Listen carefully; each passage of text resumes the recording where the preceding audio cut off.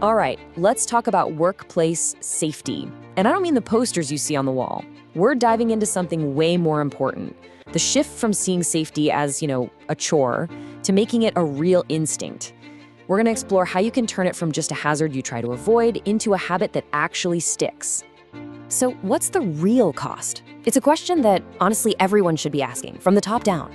Because, beyond the human cost, which is obviously the most important thing, the legal and financial fallout can be absolutely staggering. We're not just talking about best practices here. This is about protecting your people and your whole organization from risks that are very real and very, very serious. Okay, let's talk money first. Under Malaysian law, we're looking at a maximum fine of 50,000 ringgit for not providing a safe workplace. Now that's a pretty hefty penalty that could really hurt any business. But wait, that's not even the whole story. On top of that, there's personal liability. Yeah, I'm talking about jail time. Company leaders can actually face up to 2 years behind bars. So you see, this goes way beyond just a business expense, right? The stakes are incredibly high, not just for the company, but for the people running it. So, where does all this come from? Well, it's all laid out in the Occupational Safety and Health Act of 1994. The law is crystal clear. Employers have a legal duty to protect their people. It's non-negotiable. So the big question is, how do you go from just, ticking a box to comply with the law to actually building a workplace that is truly safe? Well, the answer is all about flipping your mindset.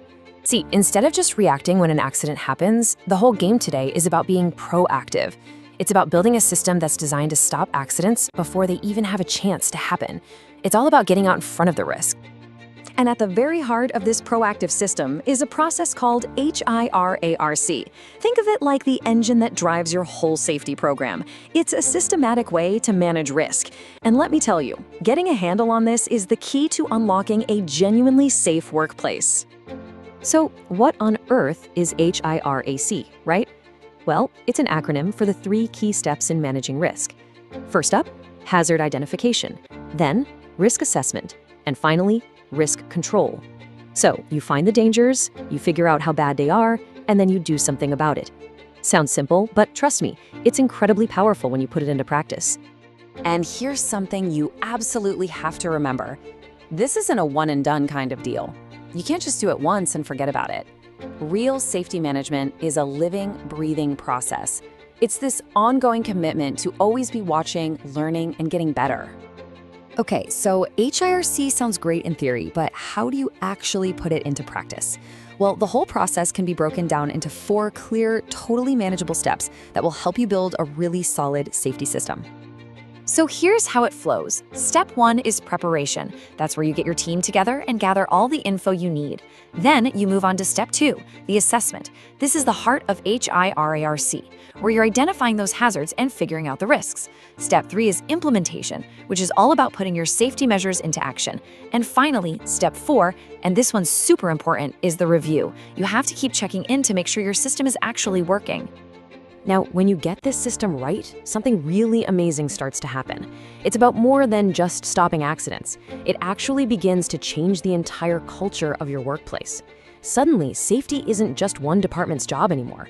It becomes something everyone truly values. This really shows you the difference, right?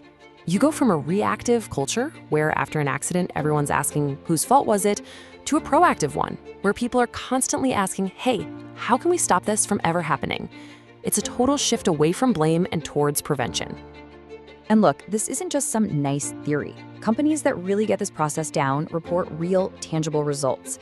Their teams get way better at spotting unsafe situations before they turn into major problems. They start coming up with fixes proactively. The whole approach to safety just becomes more systematic, more reliable, and a whole lot more effective. But, and this is a big but, this kind of cultural change doesn't happen by itself. It's not a one-person job, and you can't just hand it off to the safety department. To build a genuinely safe workplace, you need everybody, and I mean everybody, to be an active part of the team. So what does that look like? Well, everyone has a part to play. The employer, their job is to provide the system and the resources. The appointed safety people, they help manage and implement everything. But the employees on the front lines are absolutely essential for spotting hazards and making sure safe procedures are followed. Every role is different, but they're all connected, and they're all equally critical. So what's the glue that holds all this together? It's simple: communication. This whole system absolutely depends on open, honest dialogue. We're talking about discussing potential hazards, getting input on safety measures, and just making sure everyone is involved in the process, from the very beginning all the way to the end. So I want to leave you with this one question.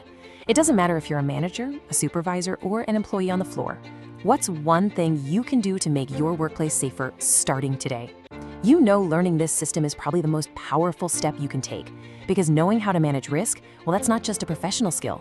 It's a promise you make to make sure everyone gets to go home safe every single day.